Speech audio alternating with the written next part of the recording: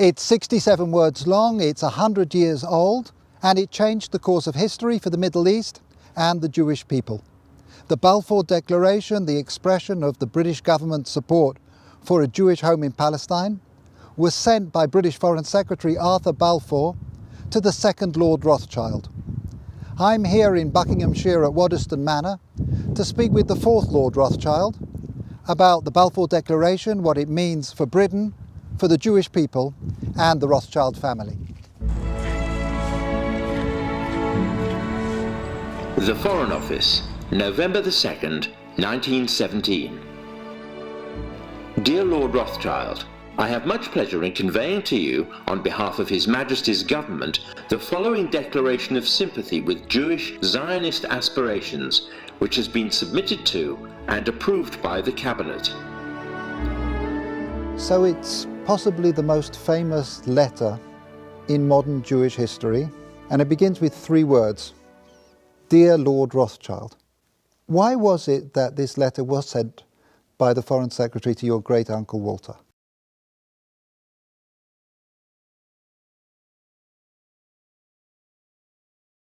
It's an interesting question because he was really interested in ornithology, although he became interested in Zionism. I think the reason was this, that it was primarily a movement from Eastern Europe, but they didn't clarify who was in charge of that movement.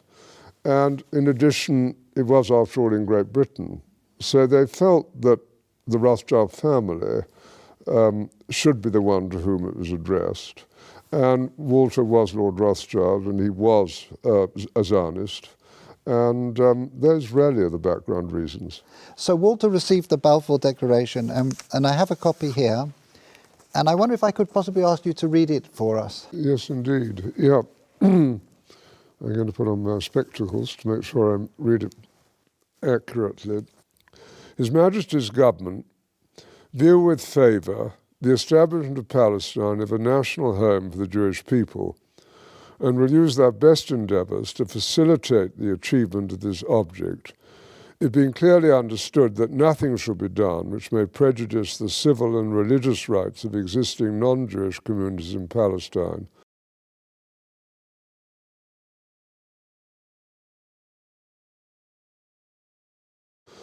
or the rights and political status enjoyed by Jews in any other country. I should be grateful if you would bring this declaration to the knowledge of the Zionist Federation. Yours, Arthur Balfour. And here it is, the Balfour Declaration. What do you feel when you see it here? I genuinely feel it's one of the most extraordinary moments in the history of the Jewish people. If you think it took 3,000 years to get to this, and then you say, how did this miracle happen? It's the most incredible piece of opportunism. I mean, if you think you had an impoverished would-be scientist, Chaim Weizmann, who somehow gets to England, meets a few people, including members of my family, seduces them. He has such great charm and conviction.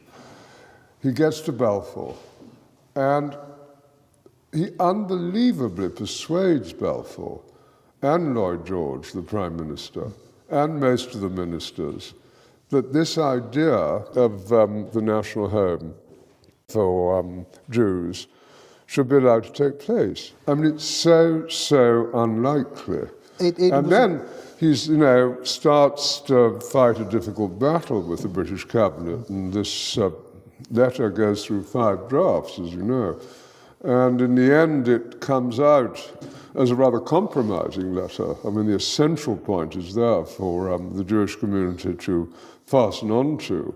You have the first bit, which promises a national home rather than the national home, and then you have the bit that nothing that's to be done should in any way harm the Arab community.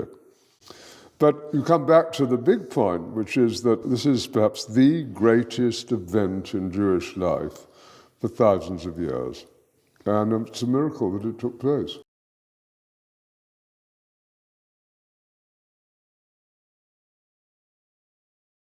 And of course, the Rothschild family then as now filled 2 roles, because it wasn't just a leader of diaspora Jewry. It also played a very significant role in the early years of the establishment of the pioneer communities in Israel as well.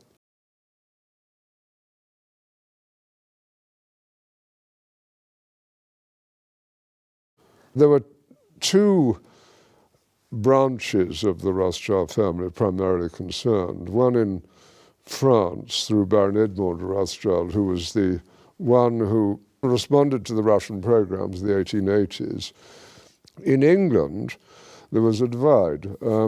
Some of the Rothschilds, in particular Baron Edmond's son, James, known as Jimmy, had come from France, partly because of the Dreyfus case and his horror about what had happened, to live in England. He was educated at Cambridge University.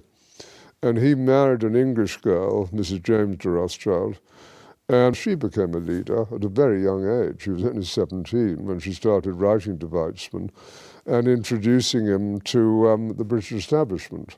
Other Rothschilds felt it was better to be assimilated into English life, and although they retained their interest in Judaism and Jewish life, they didn't think it was a good thing that this national home should be established in Israel. So it was something that divided my family, as with many other families. I wonder, as somebody who moves in the highest echelons of British society and is very close to Israel, whether you in your life feel a tension between concern for Israel and loyalty to Britain? No, I don't personally feel that. I mean, I've been completely committed to Israel since the early 1960s and have been there every year since. So I don't feel that conflict, but I, of course, feel a huge loyalty to Great Britain. Just tell us a little bit more about Walter, the second Lord Rothschild, because he was an unusual and colourful character. He was a deeply eccentric man. But from a very early age, his passion was collecting. He rode about Tring Park on a giant tortoise. He had a zebra carriage. A carriage pulled by zebras? Yes.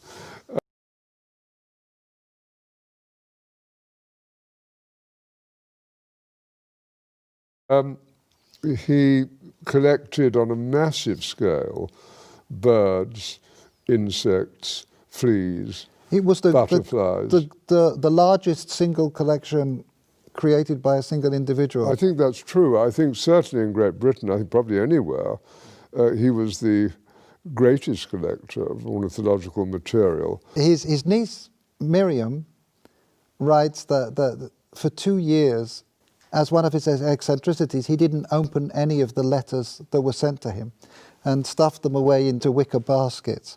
And it does make you wonder what would have happened if the Balfour Declaration, the letter had been one of those letters that he'd actually, yes, stuffed.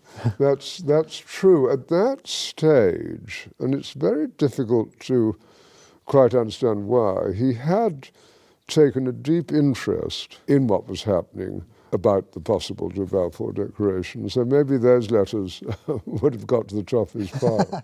And we're sitting here looking forward to the 100th anniversary of this significant letter. If I can just ask you to think about the next centennial, 100 years' time, and just maybe share some of your hopes, your aspirations about where Israel will be.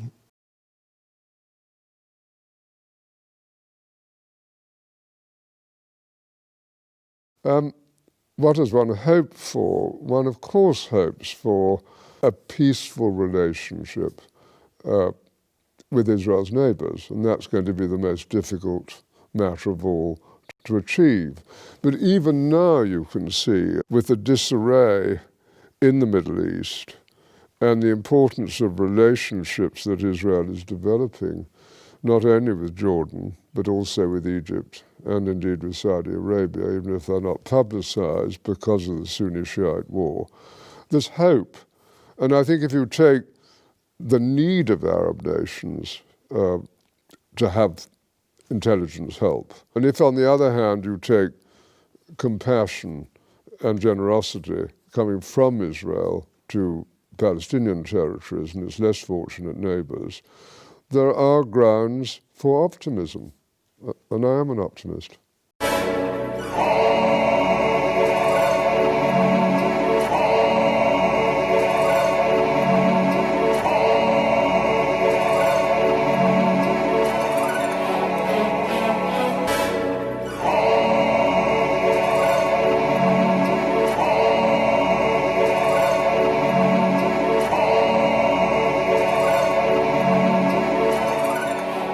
Prophecy says it's going to come a time if you don't accept that chip, you're going to be killed.